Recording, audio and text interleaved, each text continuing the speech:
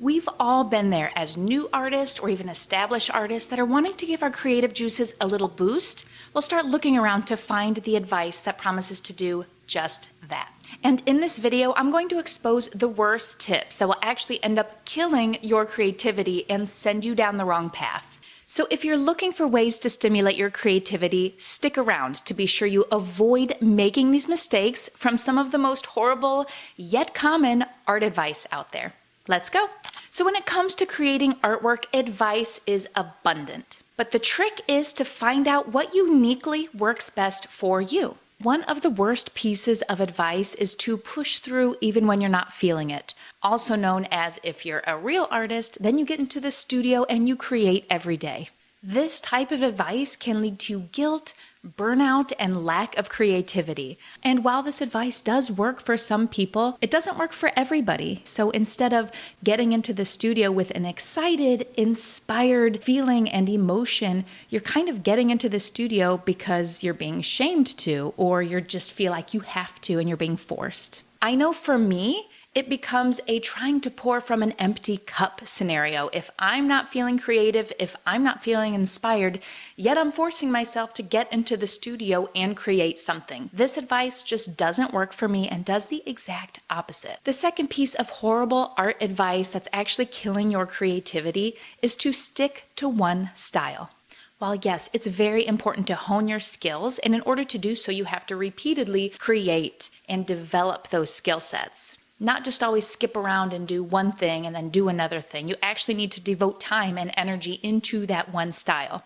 However, playing is also part of the creative process. Trying new things is part of the creative process. Sticking to one style can not only stifle your creativity, but stifle some new ideas that may come up.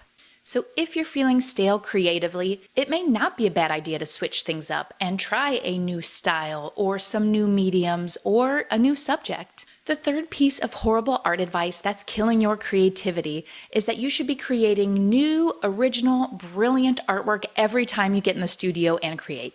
I feel like this is something that many of us artists put pressure on ourselves to do, that every time we get in the studio, we're creating the next best piece of artwork. So remind yourself that some days everything just clicks and the artwork does turn out brilliant, but some days are a struggle and the artwork may not turn out like you hoped for. Being honest and realistic with yourself that not every piece of artwork you create is going to turn out brilliant is going to help take some pressure off your shoulders and help you loosen up and enjoy the creative process.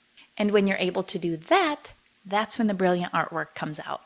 The fourth piece of horrible art advice that will end up killing your creativity is that all of your artwork needs to tell a story or have a deep meaning or cover some kind of political or social cause.